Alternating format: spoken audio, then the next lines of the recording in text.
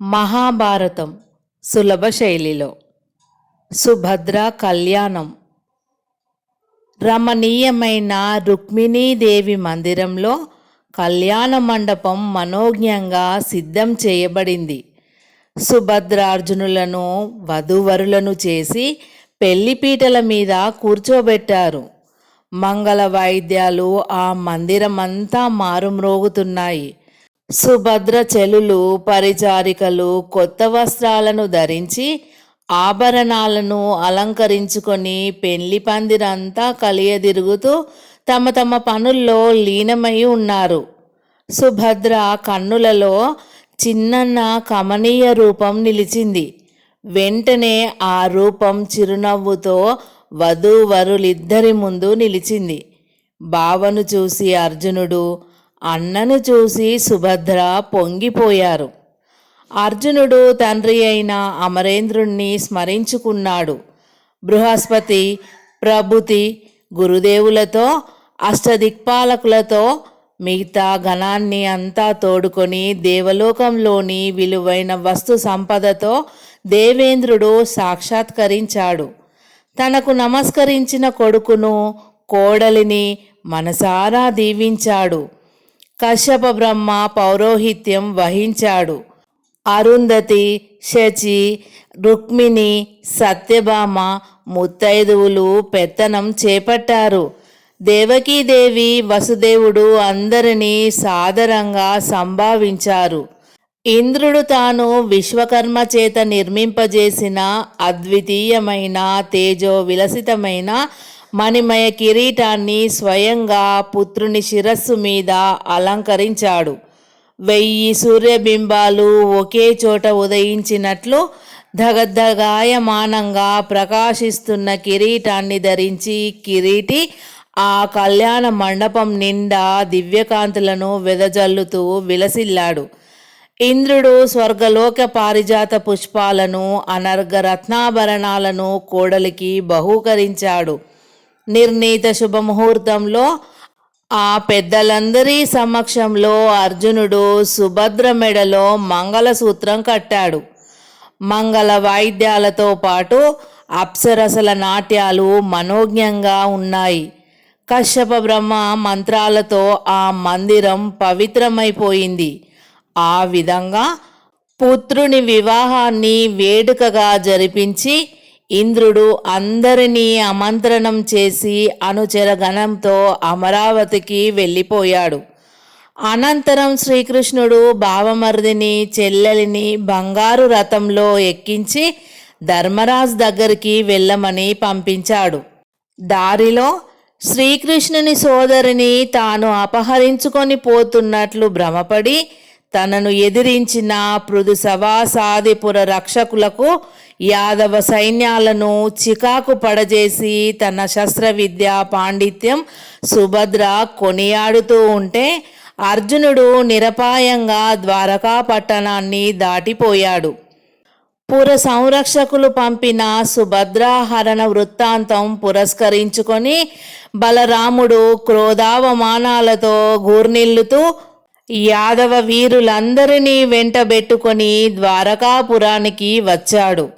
చతురంగ బలాలను తరలించుకొని ఇంద్రప్రస్థం మీదికి యుద్ధ సన్నాహం చేస్తున్న బలరాముణ్ణి సమీపించి శ్రీకృష్ణుడు, అన్నయ్య శాంతించి ఒక మనవి ఆలకించు అన్నాడు. శ్రీకృష్ణుడు వినయంగా, కృష్ణ అని బలరామదేవుడు క్రోధోద్వేగంతో గర్జించాడు. అది వరకు ఎన్నడూ కూడా బలరాముడు శ్రీకృష్ణుణ్ణి అంత కోపంతో సంబోధించలేదు. ఈ గొడవకంతా నువ్వే కారణమై ఉంటావు. నీ ప్రోత్సాహం అనుమతి లేనిదే అరివీర భయంకరుడైన ఈ బలభద్రుణ్ణి నిర్లక్ష్యం చేసి మన చెల్లెల్ని అపహరించి తీసుకుపోవడానికి ఆ అర్జునుడు సాహసించడు. ఈ అవమానం నేను భరించలేను అన్నాడు బలరామదేవుడు. అన్నయ్య, నేను అప్పటి నుంచి ఇప్పటి వరకు నీ పాదాల సన్నిధిలోనే ఉన్నాను కదా. నీకు అవమానమైతే నాకు మాత్రం అవమానం కాదు అన్నాడు శ్రీకృష్ణుడు. మరి అంత అవమానంతో ఉన్నవాడివి యుద్ధ సన్నద్ధమై నా వెంట రావాలి గాని శాంతి వాక్యాలతో నన్ను నిరుత్సాహపరుస్తావెందుకు అంటూనే బలరాముడు తన ఆయుధాలను స్మరించుకున్నాడు. వెంటనే దివ్య తేజస్సుతో జ్వలిస్తూ హల ఆయుధం, ముసలాయుధం ఆ వీరమూర్తి చేతులను అలంకరించాయి. ఆ సంరంభం చూశాడు శ్రీకృష్ణుడు. అన్నయ్య! శ్రీకృష్ణుడు గంభీరంగా పిలుస్తున్నాడు. బలరాముడు కనుబొమ్మలు చిట్లిస్తూ చూశాడు శ్రీకృష్ణుని వంక. నువ్వు దండెత్తబోయేది ఎవరి మీదకో ఆలోచించావా అన్నాడు శ్రీకృష్ణుడు. ఆలోచించాను, నిర్ణయించాను. వీరాది వీరుడనని విర్రవీగుతున్న ఆ మధ్యమ పాండవుని పీచ మనచనిదే నాకు శాంతి కలగదు కృష్ణ అని నువ్వు రాకపోయినా సరే నన్ను మాత్రం ఇంకా అడ్డుకొని నా కోపం దిగునీకృతం చేయవద్దు అన్నాడు హలాయుధుడు కోపంతో. అన్నయ్య, నువ్వు యుద్ధానికి వెళ్ళబోయేది మామూలు మేనత్త కొడుకైన అర్జునుని మీదికి కాదు, మన చిన్నారి చెల్లెలికి అగ్ని సాక్షిగా తాళిగట్టిన అర్జునుని మీదికి కృష్ణుడు నిశ్చలంగా అన్నాడు. కృష్ణ అని బలరాముడు సింహగర్జన చేశాడు. నిజం అన్నయ్య అని అన్నాడు శ్రీకృష్ణుడు. అలా అనగానే అసంభవం, అలా జరగదు, నేను జీవించి ఉండగా ఆ నరుడు, ఆ చోరుడు నా చెల్లెలి మెడలో తాళి కట్టలేడు అని పళ్ళు పటపట కొరుకుతూ అన్నాడు బలరామకృష్ణుడు. తాళి కట్టిన తరువాతనే అర్జునుడు మన సుభద్రను చేపట్టి తీసుకువెళ్ళాడు అన్నయ్య. రుక్మిణీ మందిరంలో వాళ్ళిద్దరికీ ఇంద్రుడు, దిక్పాలకులు, అరుంధతి, ప్రభుత పుణ్యస్త్రీలు ముచ్చటగా వివాహం చేశారు అన్నాడు శ్రీకృష్ణుడు. ఆ మాటలు వినగానే బలరామకృష్ణుడు పూర్తిగా శాంతి వహించాడు. వెంటనే ఆయుధాలు మాయమైపోయాయి. ఆ ముచ్చట నువ్వు చూసి నన్ను చూడకుండా చేశావన్నమాట అన్నాడు బలరాముడు బాధగా. అన్నయ్య, నీకు ముచ్చట అయితే 1000 సార్లు మన సుభద్రకు అర్జునునికి వివాహ మహోత్సవాలు జరిపిస్తాను అన్నాడు శ్రీకృష్ణుడు సంతోషంతో. ఇప్పుడు జరిపించావుగా అని తమ్ముణ్ణి నయన నిష్ఠూరంతో దెప్పి పొడిచి భక్తిగా, వినయంగా, ప్రేమగా తనను చూసి చిన్నగా నవ్వుతున్న అతనితో, సరే వివాహం ఎలాగో జరిపించావు, సాటి బంధువుల్లో తలంపులు రాకుండా చెల్లికి, బావమరిదికి మన ప్రభావానికి లోపం రాకుండా గొప్ప గొప్ప కానుకలతో అరణమైనా పంపించు అన్నాడు బలరాముడు. అప్పటికి ఆ మహాబలుడు పూర్తిగా శాంతుడైనాడని గ్రహించి శ్రీకృష్ణుడు శిరస్సు వంచి నమస్కరించి, నీ ఆజ్ఞకు ఈ తమ్ముడు ఎన్నడైనా వ్యతిరేకం చెప్పాడా అన్నయ్య అని అన్నాడు. బలరాముడు 2 చేతులతో తమ్ముణ్ణి కౌగిలించుకొని పట్టుకొని చిరునవ్వుతో శిరస్సు మీద ముద్దు పెట్టుకుంటూ, పెద్దవాడివైనా నీకు ఇంకా అల్లరి పోలేదు కృష్ణ అని సంతోషంతో అన్నాడు. ఇక్కడ ధర్మజ, భీమ, నకుల సహదేవులు మంత్రులతో, పురోహితులతో, పుర ప్రముఖులతో ఎదురు వచ్చి సుభద్ర సహితుడై చిరకాలానికి కన్నుల పండుగ చేసిన అర్జునుణ్ణి చూసి పొంగిపోయారు. తమకు మ్రొక్కిన అర్జునుణ్ణి ధర్మరాజు, భీముడు ప్రీతిపూర్వకంగా దగ్గరకు తీసుకున్నారు. భక్తిగా తనకు నమస్కరించిన నకుల సహదేవులిద్దరినీ కూడా దగ్గరకు తీసుకొని అర్జునుడు మురిసిపోయాడు. అమ్మా, నీ వల్ల మా వంశం చరితార్థమైంది, చంద్రవంశ శ్రేష్ఠుడైన పుత్రుడు నీకు కలుగుగాక అని తనకు ప్రణమిల్లిన సుభద్రను ఆశీర్వదించాడు ధర్మరాజు. భీముడు కూడా తనకు మ్రొక్కిన సుభద్రను అలాగే దీవించాడు. తన పాదాలకు ప్రణామాలు చేసిన నకుల సహదేవులిద్దరినీ కూడా పుత్రదృష్టులతో ఆశీర్వదించింది సుభద్ర.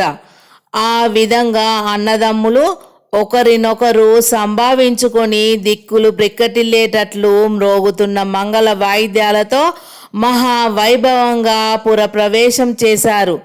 పెళ్లి కొడుకై వచ్చిన అర్జునుణ్ణి నగర సౌభాగ్య దేవత వలె వేంచేసిన సుభద్రాదేవిని చూసి ఇంద్రప్రస్థ పౌరులు జయ జయధ్వానాలు చేశారు. కన్నులకు విస్మయం కలిగించే ఆ పుర సౌందర్యాన్ని వీక్షిస్తూ తన భర్త మీద, బావల మీద, మరుదుల మీద ప్రజలకున్న ప్రేమాభిమానాలకు మురిసిపోసాగింది సుభద్ర. రథాలు రాజమందిరం దగ్గర నిలువగానే సుభద్రార్జునులను తోడుకొని ధర్మజాదులు ముందుకు నడిచారు. దారి పొడుగున పుణ్యస్త్రీలు వధూవరులకు హారతులు పట్టారు. కక్షాంతరాలన్నీ గడిచి నివాస భవనం సమీపించగానే అక్కడ వారి కోసం ఎదురు చూస్తున్న ద్రౌపది ఆ దంపతుల మెడలో పూలమాలలను వేసింది. అర్జునునికి భక్తితో నమస్కరించి సుభద్రను ప్రేమగా కౌగిలించుకొని చెలులు దాసులు తనను అనుసరిస్తూ ఉండగా పాంచాల రాజపుత్రి అంతఃపురానికి వెళ్ళిపోయింది.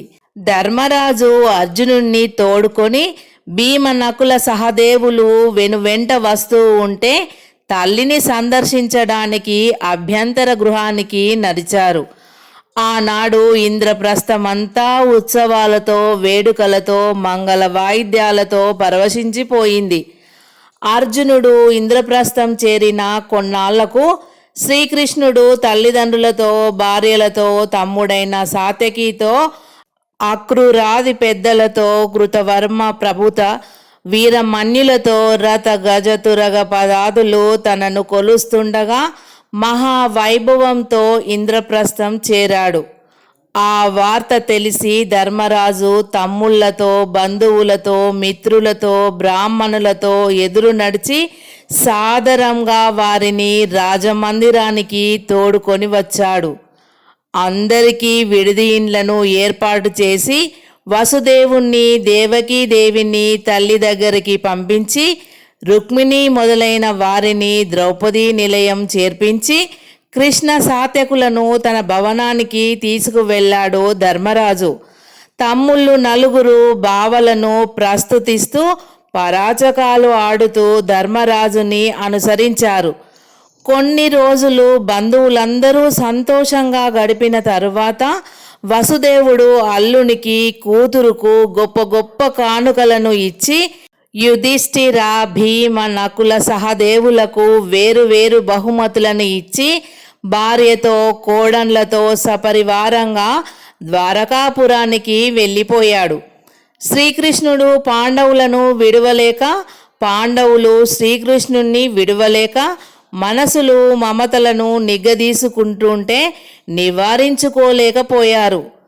భావ ఆజ్ఞను దాటలేక, భావమర్దుల మాటలను జవదాటలేక శ్రీకృష్ణుడు మరికొన్ని దినాలు ఇంద్రప్రస్థంలోనే ఉండిపోవడానికి అంగీకరించాడు. అర్జునుని దగ్గర అస్త్ర విద్యలను నేర్చుకోవడం కోసం సాత్యకి కూడా అన్నతో పాటే బావల దగ్గరే ఉండిపోయాడు.